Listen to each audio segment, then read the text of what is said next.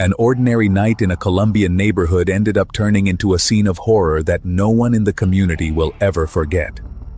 Amidst smoke, screams, and desperation, a teenager ran out of a house engulfed in flames while neighbors tried to understand what was happening before their eyes.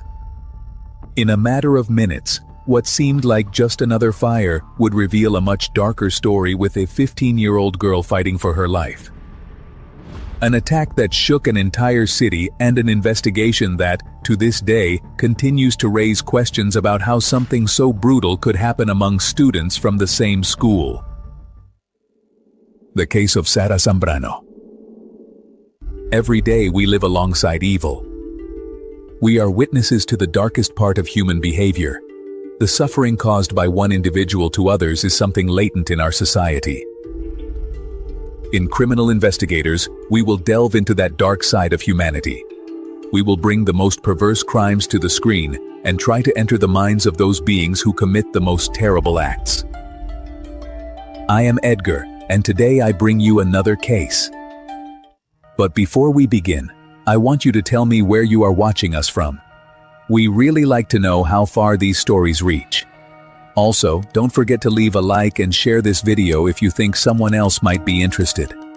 And now, let's begin. The flames devoured the interior of a house in the neighborhood while an impossible scene unfolded before the neighbors. Suddenly, from the door of the place, a human figure emerged completely engulfed in fire. It was a teenager running haltingly towards the street, with her arms raised and her body turned into a living torch. Screams began to fill the air. Several people came out of their houses when they saw the smoke. Some tried to approach with the first thing they found to put out the flames, while others were paralyzed by the horror of what they were witnessing. Among those who came running was Johanna Amaya. Her heart raced when she saw the fire and chaos in front of the neighborhood's clandestine perfumery. In a matter of seconds, the scene became unbearable for her when she recognized that the young girl struggling to stay on her feet amidst the flames was her daughter. Sara Juliana Zambrano, just 15 years old, managed to walk a few meters before collapsing in front of the neighbors. Her hair and clothes were still burning, and her body had burned so severe that she could barely move. Her mother ran desperately towards her, while other people tried to smother the fire with jackets, water, and whatever they could find. A few steps behind Sara, another teenager appeared, also engulfed in flames. The young girl fell to the ground amidst smoke and screams, while people tried to help both of them. No one yet understood what had happened inside that house, but the scene made it clear that it was not a simple accident. While the fire continued to spread inside the place, some neighbors managed to put out part of the flames that were still consuming Sara's clothes. Her father, Wilson Zambrano, also arrived at the scene and rushed towards his daughter, trying to put out the remaining fire still burning on her body. The teenager's skin was blackened and blistered. She could barely open her eyes. Her parents held her carefully, trying to understand what had happened inside that place. In the midst of the pain and confusion, Sara managed to whisper words that chilled the blood of those who heard her. "They burned me." And then she lost consciousness.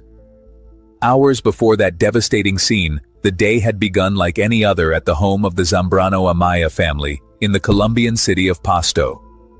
It was the morning of July 23, 2025, and the home breathed a mix of daily tranquility and small family worries. Sara was the youngest of 3 siblings. She was 15 years old, an age when dreams are usually simple and worries are still small. At home, she was known for her cheerful character and her enthusiasm for dancing. She participated in the choreographic groups of the traditional Blacks and Whites Carnival, one of the city's most important celebrations. For her, dancing was a way to express herself and feel free. But in the days leading up to that day, Sara insisted on something that worried her parents. She had heard that a perfumery in the neighborhood needed help with a simple job of putting labels on perfume bottles. The idea of working for a few hours was not something that thrilled Johanna or Wilson. The place made them suspicious. They knew it was an informal production, improvised inside a house, where they handled chemicals and alcohol without any kind of control. Even so, Sarah had a very clear reason for wanting to go. The next day, July 24th, her older sister Luisa Fernanda would turn 18. Sarah wanted to buy her a special gift and had decided to get the money on her own, which would be 15,000 Colombian pesos, equivalent to $4. For her, it represented something important, showing that she could achieve something through her own effort and surprising her sister with a detail born of her affection. Her parents hesitated. For a moment, they thought about refusing outright. However, the young girl's insistence ended up convincing them. The invitation to work that night had come through a schoolmate. He was a teenager close to Sarah, and also the son of the owners of the place where perfumes were made clandestinely. As he explained to her, the job was simple. They just needed help pasting labels on bottles for a few hours. Nothing complicated, and besides, she would be paid at the end of the day. The boy insisted especially that she go that very afternoon, and to make Sarah feel more at ease, he also mentioned that his own sister, another teenager of the same age, would be working there. With that detail, he finally convinced her. For Joanna, Sarah's mother, that information was also reassuring. Knowing that there would be another girl her age at the place seemed like a sign that the situation would be safe. So, as evening fell, Sarah got ready to leave and took her backpack, packed a bottle of water, and made sure her phone had enough battery. She was excited and imagined returning home with enough money to buy her sister's birthday gift. Before leaving, she said goodbye to her mother with a brief hug, and then walked through the neighborhood streets toward the address she had been given. The place Sarah arrived at looked like just another house in the area. From the outside, there was no sign or indication that a business operated there. It was a modest house, with unfinished brick walls, and a metal gate separating the interior from the street. That place had been adapted by its owners to manufacture perfumes informally. In different rooms, they stored bottles, essences, and large quantities of industrial alcohol that they used as a base for the fragrances. The activity was carried out without permits or controls. For those who lived nearby, it was an open secret that artisanal perfumes were made there, although the movement of the place went almost unnoticed during the day. That night, when Sarah arrived around 7, she found the door ajar, pushed it gently, and entered. Inside the house, the air was filled with an intense aroma of perfumes and alcohol. On several tables, glass bottles, rolls of labels, glue, funnels, and various utensils used for packaging were piled up. In one of the rooms was the other teenager who would also help with the work. She was the daughter of the owners of the place and was the same age as Sarah. The two began to chat while organizing the bottles and preparing the labels to be placed. The job consisted of taking each container, pasting the corresponding label, and placing it next to the others. The task seemed simple and routine. Amidst conversation and laughter, both began to work. Minutes after starting the work, the sound of hurried footsteps was heard at the entrance of the house. 4 young people entered the place almost at the same time. They were 2 boys and 2 girls, all known from the same school environment as the teenagers inside. The arrival was sudden. Before Sarah or the other girl could understand what was happening, one of them went straight to the main door. The metallic clang of the bolt sliding shut echoed in the room. The 2 teenagers looked at each other, confused. They didn't understand what was happening or why the door had been locked that way. They tried to ask what was going on, but the responses they received were laughter and comments among the newcomers. The atmosphere changed immediately. What minutes before was a quiet workday began to transform into a strange and tense situation. One of the young men walked to a corner where several gallons of alcohol used to prepare the perfumes were stored. He took one of the containers and brought it to the center of the room. Sarah took a step back as she noticed the strong smell that began to spread in the air. In a matter of seconds, the 4 young people began to spray the alcohol on the 2 teenagers. The flammable liquid soaked their clothes, their hair, and the floor of the room. The penetrating smell became even more intense as fear began to take over the place. Sarah tried to pull away and ask them to stop. The other girl also tried to understand what was happening. Then, one of the boys pulled out a lighter, and for an instant, everything was suspended in silence. The two teenagers stood soaked in alcohol, trying to back away while the others watched. Then, the spark appeared and the fire spread immediately. The flames ran along the alcohol, covering their bodies and, in a matter of seconds, engulfed the two young girls. The heat became unbearable, and the room began to fill with smoke. Sarah and the other teenager began to scream as they desperately tried to put out the fire consuming their clothes. The fire was spreading rapidly inside the room. Amidst the smoke and chaos, both ran toward the door, seeking to leave the place. They tried to open it desperately, turning the handle and pushing with all their might, but the exit remained closed.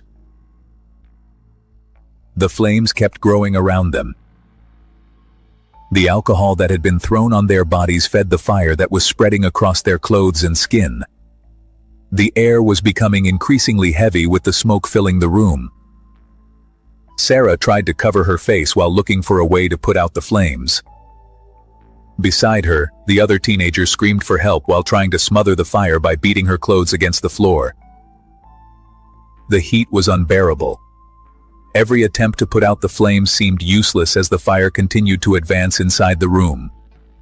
The screams began to be heard outside the building. In the midst of the chaos, smoke began to escape through cracks and windows, alerting those in nearby houses. By the time the smoke became visible from the street, the atmosphere inside the house was already chaotic. The fire had spread to several objects in the room, while the two teenagers were still trying to get out.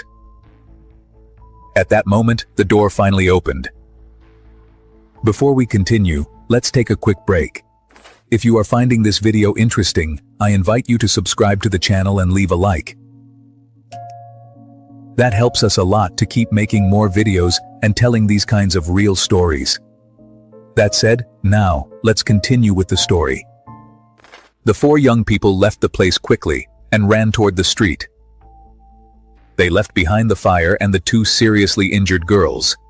As soon as the exit was cleared, Sarah and the other teenager managed to make their way outside. Their bodies were still engulfed in flames as they tried to get away from the fire. Neighbors who had noticed the smoke began to approach the place, and what they saw when the door opened was a shocking scene of two human figures coming out of the house engulfed in fire. Some screamed upon seeing them.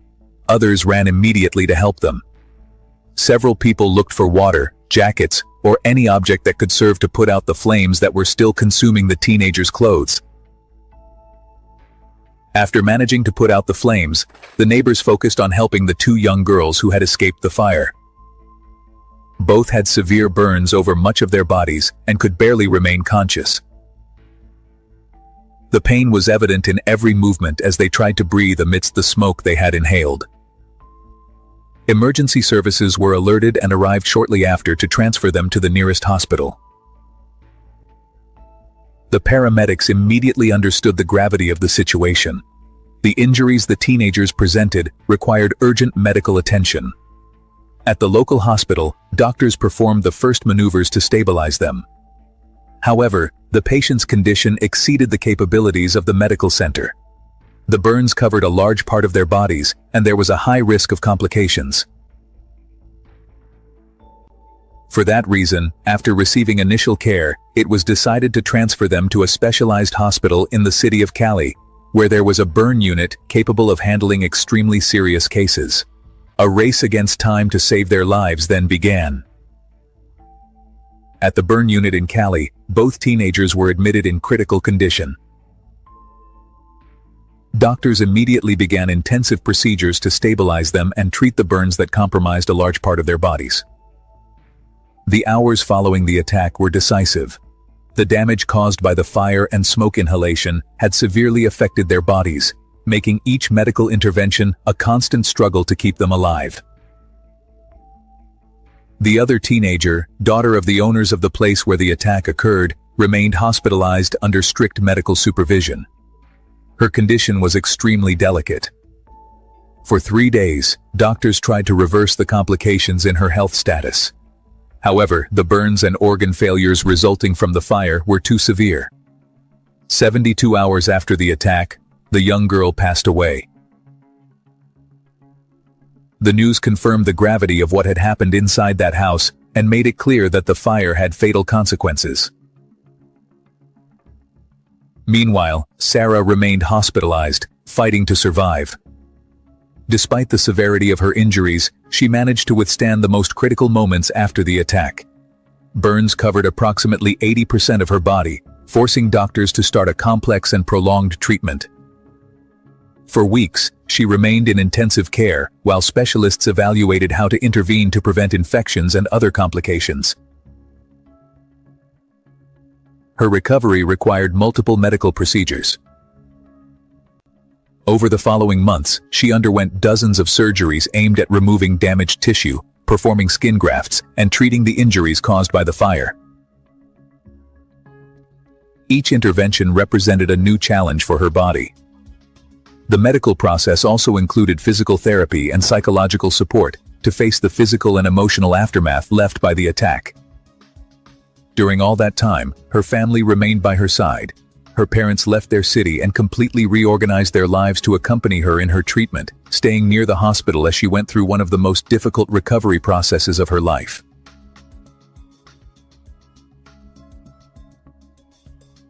While Sarah continued her recovery, authorities began the investigation to clarify what happened that night. The first steps allowed the identification of the 4 young people who had been present in the house during the attack. All were minors and were part of the same school environment as the victims. Due to their status as minors, their identities remained under legal reserve. The case passed into the hands of the prosecution, which began gathering testimonies, medical reports, and other evidence necessary to determine responsibilities. Despite the gravity of the events, the progress of the judicial process caused concern for Sarah's family. As the months passed, the alleged perpetrators remained free, while the investigation progressed slowly within the judicial system. Faced with this situation, the young girl's relatives began to publicly demand that the case not go unpunished. Social organizations, citizen groups, and various voices within the community also expressed their support, asking that the events be investigated rigorously and that the corresponding responsibilities be established. Meanwhile, Sarah continued to face the physical and emotional consequences of that night, rebuilding her life step by step after surviving one of the most shocking attacks to shake the city of Pasto. As of the making of this video, in March 2026, the judicial process is still ongoing, and there are no definitive convictions against those responsible. Meanwhile, Sarah continues to face the physical and emotional consequences of the attack that changed her life forever. There are also still no clear answers about what happened that night. The motives that led the 4 young people to commit such a brutal act against the 2 teenagers are not known with certainty. It is also not clear how they knew they would be at that place at that time, or if anyone else might have had some kind of involvement in what happened. Questions have even arisen within the community about whether the brother of the girl who died might have had some prior knowledge of what was going to happen, something that has not been confirmed by authorities so far either. Many doubts remain open, and the investigation has not yet managed to fully explain how a tragedy that changed the lives of these families forever was unleashed. The story of Sarah Zambrano leaves an image impossible to forget, with a 15-year-old teenager turned into a human torch by hands that, until shortly before, were part of her own school environment. The brutality of the attack not only destroyed her body, but also altered forever the life of a family that had to leave their city, sell the little they had, and rebuild their lives around the hospital, where their daughter was fighting to survive. While Sarah faced surgeries, pain, and a long rehabilitation process, the shadow of what happened continued to haunt every day of her recovery. But the pain did not end with the fire. For the Zambrano Amaya family, another battle began in the judicial offices. While Sarah survived with burns over most of her body, those pointed out as responsible remained free. The slowness of the judicial system, bureaucratic hurdles, and legal disputes transformed the case into a constant struggle to obtain justice for a teenager who was on the verge of death. Today, Sarah's case has become an uncomfortable symbol for society, a reminder that violence can arise even among young people, that impunity can make its way through procedures and excuses, and that a low-income family often has to fight twice as hard for their voice to be heard. While Sarah tries to rebuild her life amidst scars and therapies, the question that keeps floating is the same one her parents have been repeating since that night. If something so brutal happened in plain sight of everyone, why is justice taking so long to arrive? And well, dear audience, that's it for another investigation. What do you think of today's case? We would really like to read your comments, as your opinion on the cases is very important to us. Please remember to always do so with the utmost respect possible, both for the victim and for the other viewers and us who will be reading them. Before you go, leave a like and subscribe if you haven't already. Also, don't forget to share this video if you think someone you know might be interested. See you in another criminal investigation. Goodbye.